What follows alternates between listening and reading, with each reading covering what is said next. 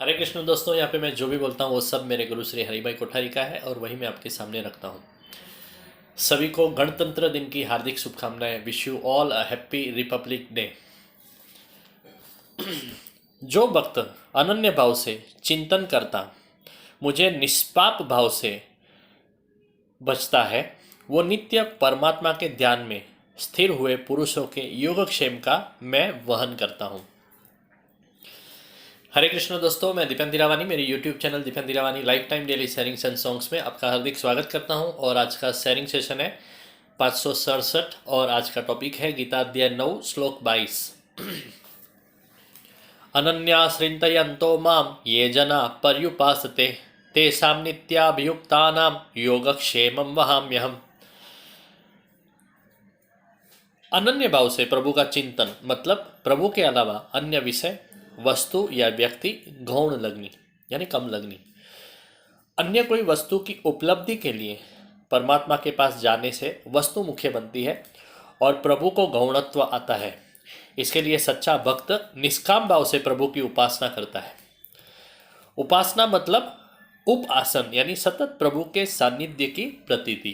प्रभु मेरे साथ है और उसे खबर है, फिर मुझे मांगने की क्या जरूरत। प्रभु ही मेरा हित चिंतक है। ये जो भी कोई करेगा यानी प्रभु जो भी कुछ करेगा वो मेरे भले के लिए ही है। ऐसा संपूर्ण विश्वास रखने वाला मनुष्य सतत प्रभु के साथ जुड़ा हुआ रहता है। मांगने में प्रभु के ऊपर का अविश्वास प्रकट होता है। और वैसे कोई भी पदार्थ की प्राप्ति के लिए प्रभु के पास जाने से पदार्थ साध्य और प्रभु साधन बनता है। साध्य रूप ईश्वर को साधन नहीं मानना, भाव और भक्ति को गौण नहीं ठहराना। अनन्य भाव से प्रभु चिंतन करने वाला परमात्मा के साथ नित्य अभियुक्त रह के उसकी उपासना करने वाला भक्त को प्रभु यहाँ पे उष्मा भरा एक आश्वासन देते हैं कि ऐसे भक्तों का योग और क्षेम मैं चलाता हूँ। योग मतलब अप्राप्त की प्राप्ति और क्षेम मतलब प्राप्त की रक्षा। गीता का यह अति मधुर और प्रासादिक श्लोक है। इस श्लोक जिसे भी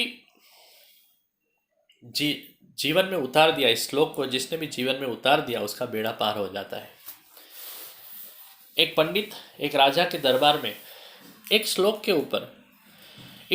के ऊपर लगातार 8 दिन विद्वत्तापूर्ण व्याख्यान देता है, लेकिन राजा संतुष्ट नहीं हुआ। उसके बाद पंडित ने इस श्लोक के ऊपर बहुत आत्मचिंतन किया और उसके दिलो दिमाग में प्रकाश आया। फिर ये दरबार में गया ही नहीं। राजा उठ के उसके घर पे आया और उसके नहीं आने का कारण पूछा।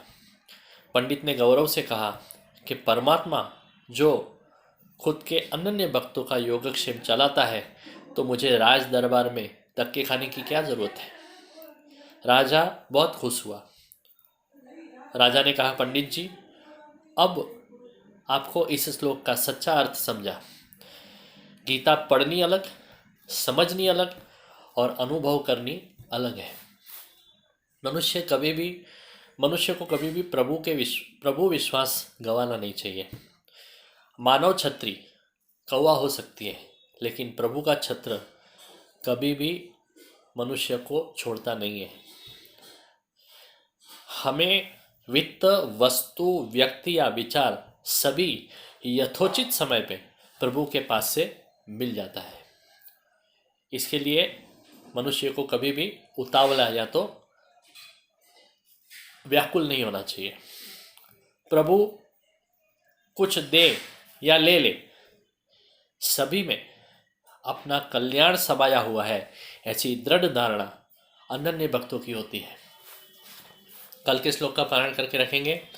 ये प्यन्य देवता भक्ता भजन्ते श्रद्धयान्विता तेपि मामेव कौन्तेय यजन्त्य विधिपूर्वकम् वसुदेवसुतं देवं कंसचाणूरमर्दनं देवकी परमानन्दं कृष्णं वन्दे जगद्गुरुं गुरु ब्रह्मा गुरुर्विष्णु गुरुर्देवो महेश्वर गुरुर्साक्षात् परब्रह्म तस्मै श्री गुरुवे नमः।